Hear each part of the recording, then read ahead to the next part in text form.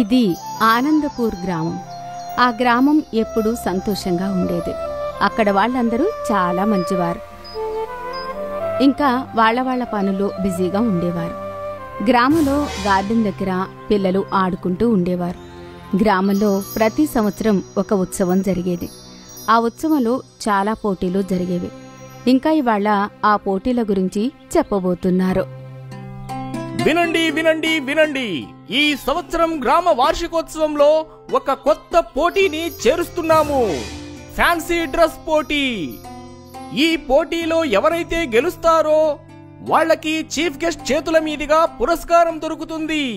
ఇంకా బహుమతిగా 10 సంచీల బియ్యం, ఇంకా 2 సంచీల పప్పు కూడా ఇస్తారు. అందుకే పోటీలో తప్పకుండా పాల్గొనండి. ఫ్యాన్సీ డ్రెస్ కాంపిటీషనా అంటే ఏంటి? ఈ విషయం కూడా నీకు తెలియదా పిచ్చిదానా? ఈ పోటీ ఏంటి అంటే మనం ఈ పోటీలో వేరే వేషం వేసుకోవాలి. నేను రాజకుమారి వేషం ధరిస్తాను. నేను కూడా. మరి నువ్వు మీనా?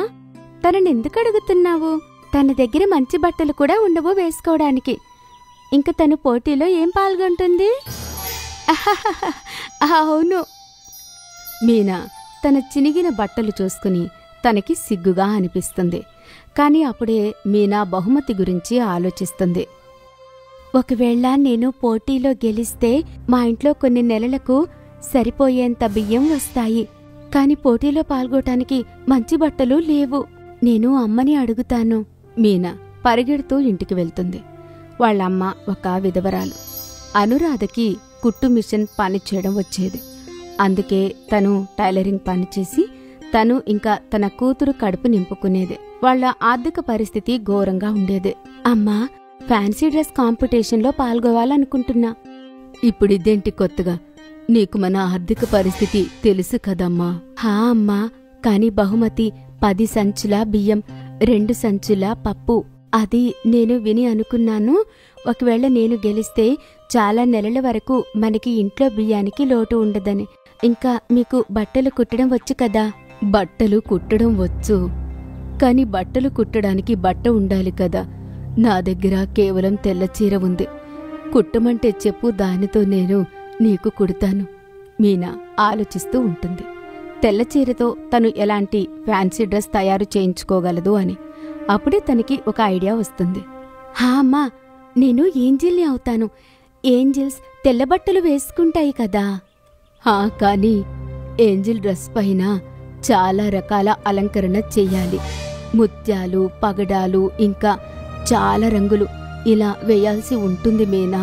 మీరు డ్రెస్ కుట్టడమైతే మొదలు పెట్టండమ్మా. నేను ఏదో ఒకటి వెతుకుతాను. సరే.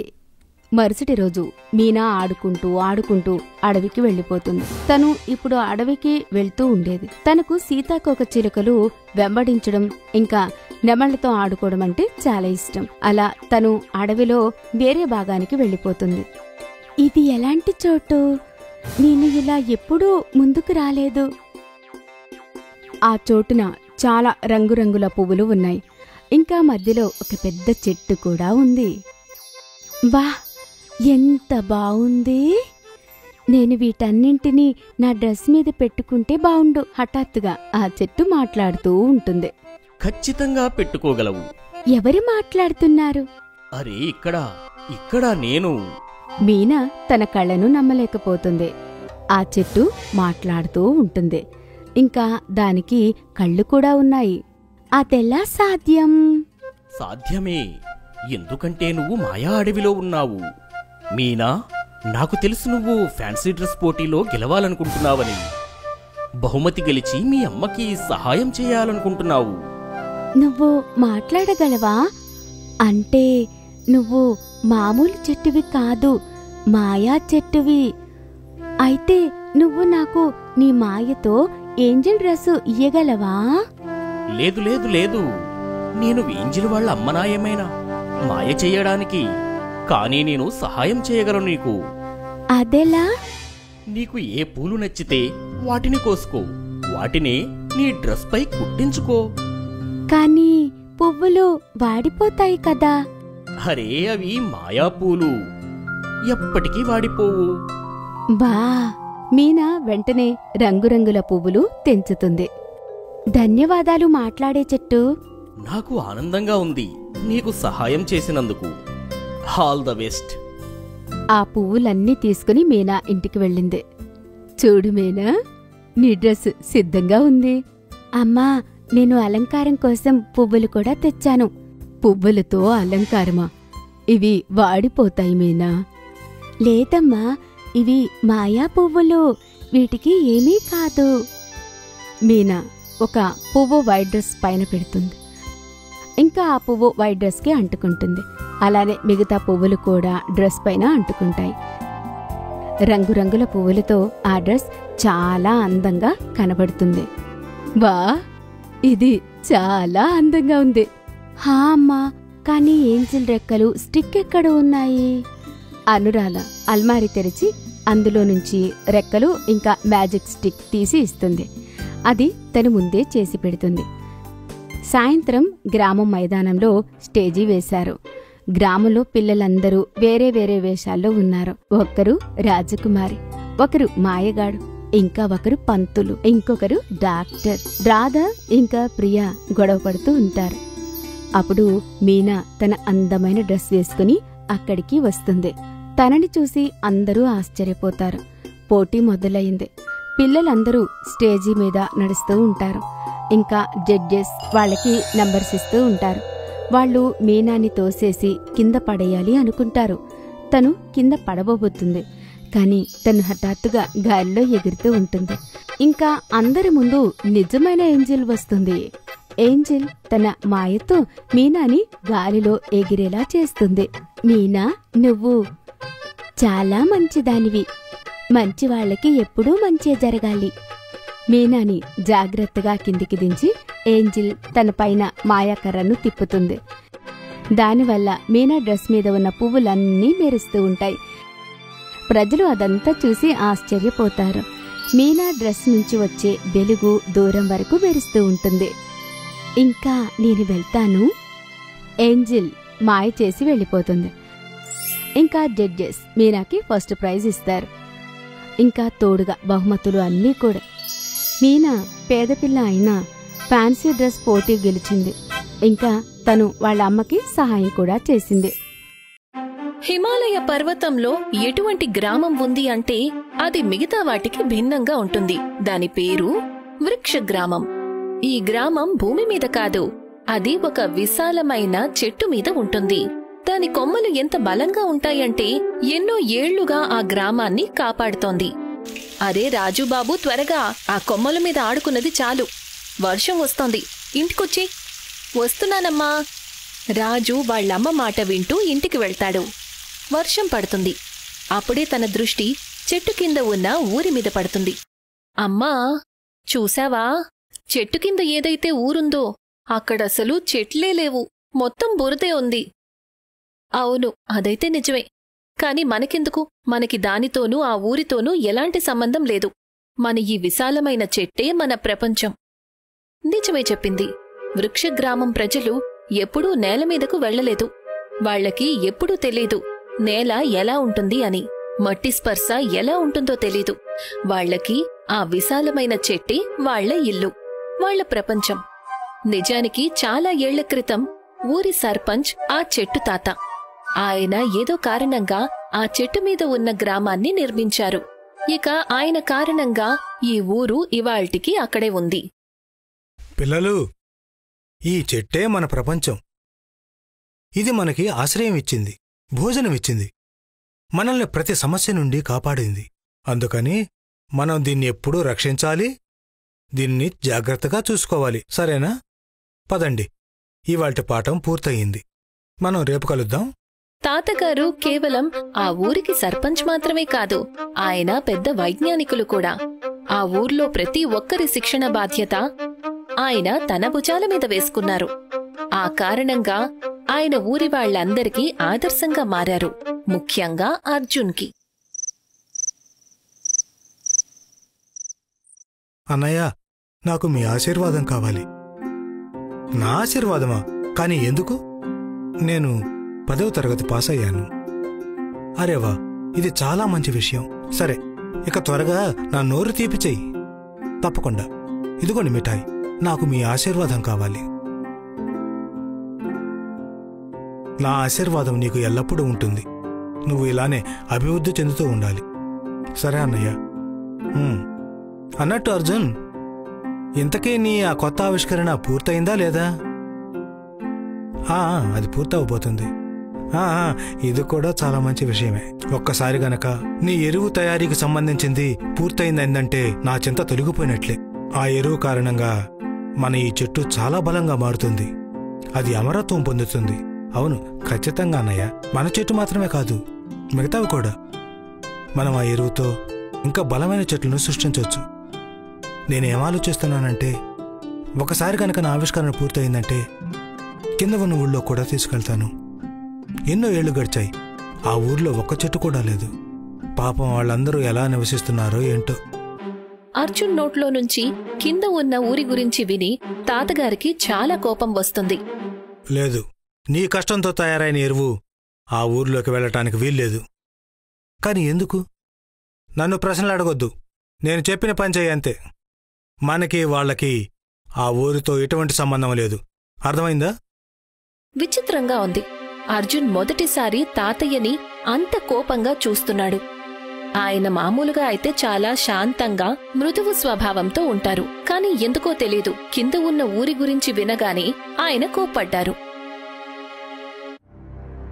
అసలు ఆయనకేమైంది? ఈ విధంగా ఆయన ఎప్పుడూ కోపడలేదే. సరేలే, ఏదో విషయం ఉండి ఉంటుంది. అర్జున్ ఆలోచిస్తూ నిద్రపోతాడు. అప్పుడే ఉన్నట్టుండి పెద్ద వర్షం కురుస్తుంది. ఎంత పెద్దదంటే తుఫాను వచ్చేలాగా. అరే, ఎంత పెద్ద వర్షమా? అర్జున్కి కంగారు మొదలవుతుంది. తను కిటికీలో నుంచి కింద ఉన్న ఊరి వైపు చూస్తాడు. మొత్తం ఊరంతా నీళ్లు నిండుతూ ఉంటాయి, బురద నీళ్లు. అందరూ కంగారుగా ఉంటారు. తను చూస్తాడు, అక్కడి వాళ్లు చెట్టు దగ్గరికే వస్తూ ఉంటారు. కొంతమంది నెమ్మదిగా చెట్టుకున్న నిచ్చెనతో పైకెక్కుతూ ఉంటారు. అరే, ఏంటిది? వీళ్ళు పైకొస్తున్నారు. నేను ఊరి ద్వారాన్ని తెరవాలి. అర్జున్ పరిగెత్తుకుంటూ వెళ్లి ఊరి ద్వారం దగ్గరికి చేరుకుంటాడు. ద్వారంని తెరవాలనుకుంటాడు కాని. ఆగు, ఏం చేయబోతున్నావు నువ్వు? అన్నయ్య, వర్షం కారణంగా కింద ఉన్న ఊరు వారందరూ తడిచిపోతున్నారు. వాళ్ళు మన ఊరిలోకి వస్తున్నారు. అందుకనే నేను ద్వారం తెరుస్తున్నాను. అదేమీ అవసరం లేదు. వాళ్ళని అలాగే తలాడెళ్ళనివ్వు. ఏంటి? తలాడెళ్ళనివ్వాలా? అసలు మీరేమంటున్నారు? నువ్వు విన్నది నిజమే. ద్వారం తెరవాల్సిన అవసరమే లేదు. కానీ ఎందుకు? అసలు మీకు ఏమైంది? వర్షం పెద్దదవుతుంది, తుఫాను వచ్చే అవకాశం ఉంది. వాళ్ళకి మన సహాయం చాలా అవసరం. కానీ మీరేమో వాళ్ళకి సహాయం చేయడానికి సిద్ధంగా లేరు. ఎందుకంటే వాళ్ళకి ఆ అర్హత లేదు.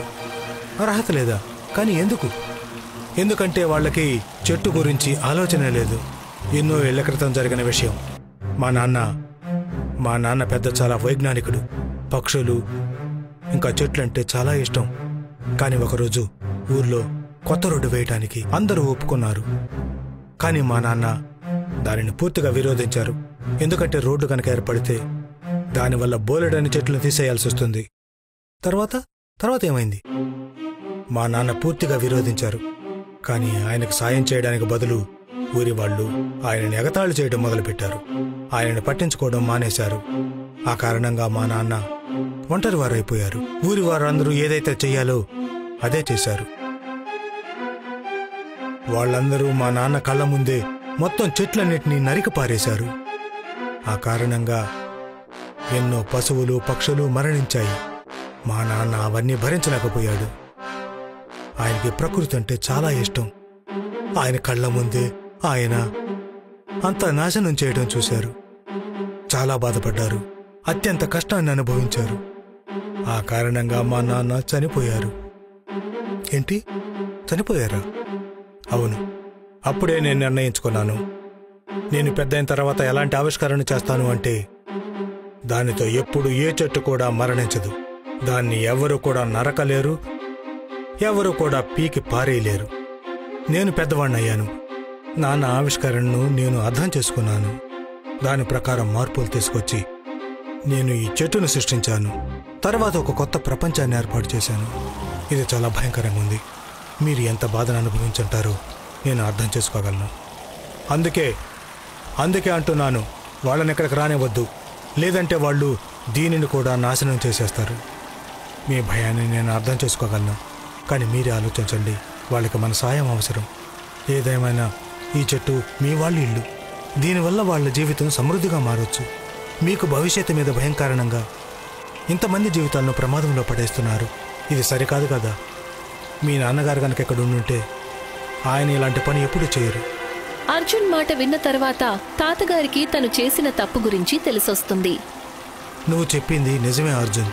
మా నాన్న ఉంటే ఎప్పుడూ కూడా ఇలా ప్రవర్తించుండేవారు కాదు. రానివ్వు, వాళ్ళని లోపలికి రానివ్వు. మొత్తానికి తాతగారు ఒప్పుకున్నారు. ఆయన మాట విని వృక్షవాసులందరూ కూడా కింద ఉన్న గ్రామస్తులకు స్వాగతం పలికారు. వాళ్లకి అన్ని విధాలా సాయం చేశారు. వాళ్లకి ఆశ్రయం ఇచ్చారు. పోనీలే, అంతా మంచి జరిగింది. ఊరి వాళ్ళందరూ సురక్షితంగా ఉన్నారు. ఇదంతా నీ కారణంగానే జరిగింది అర్జున్, నా వల్ల కాదు, మీ సంస్కారాల కారణంగా. కానీ నాకు ఇవాళకే అనిపిస్తుంది వీళ్ళకి చెట్లు, మొక్కలు, పశుపక్షుల గురించి ఏమాత్రం ఆలోచన లేదని. వాటిని వీళ్ళు ఎప్పుడూ అర్థం చేసుకోలేరు. వాళ్ళు చేసిన తప్పు కారణంగానే ఈ ఊరు ఈ పరిస్థితికి వచ్చిందని ఇంకా అర్థం చేసుకోలేకపోతున్నారు. తాతగారి మాటల్లో దాగి ఉన్న బాధను అర్జున్ అనుభూతి చెందాడు. తనకి ఒక మంచి ఆలోచన వచ్చింది. ఒకరోజు తను అందర్నీ కూడా సర్పంచ్ ఇంటికి పిలుస్తాడు. ఒక ప్రకటన చేస్తాడు. అందరి కోసం ఒక ప్రత్యేకమైన సూచన. మీ అందరికీ తెలుసు కదా, కిందటి వారం వర్షం కారణంగా కింద ఉన్న ఊరి వాళ్ళు వరదల్ని ఎదుర్కోవాల్సి వచ్చింది. కానీ వీటన్నిటిలో మన ఊరు చెట్టు మీద ఉన్న కారణంగా మనకేమీ కాలేదు. ఎందుకనో తెలుసా? ఎందుకంటే ఈ బలమైన చెట్టు మనకు తోడుగా ఉంది. నిజానికి మనము అభివృద్ధి గురించి ఆలోచించినప్పుడు చెట్లు, మొక్కల ప్రాముఖ్యతను మనం పూర్తిగా మర్చిపోతాం. కానీ అది చాలా పెద్ద తప్పు. ఇవాళ ఈ చెట్టుంది, అందుకే మనం అందరం సురక్షితంగా ఉన్నాం. అలాగే మిగతా ఊరు వాళ్ళు కూడా. అందుకే నేను మీ అందరినీ వేడుకుంటున్నాను, వర్షం ఆగిన తర్వాత మీరందరూ ఒక్కొక్క చెట్టును నాటాలి. దానిని చూసుకుంటూ పెద్దవి చేయాలి. అప్పుడు అవి ఇలాంటి పరిస్థితుల్లో అవి మనకు సాయం చేస్తాయి. మనం వాటికి సేవ చేసుకుందాం. అర్జున్ మాటలకి ఊరివాసులందరూ కూడా సంతోషిస్తారు.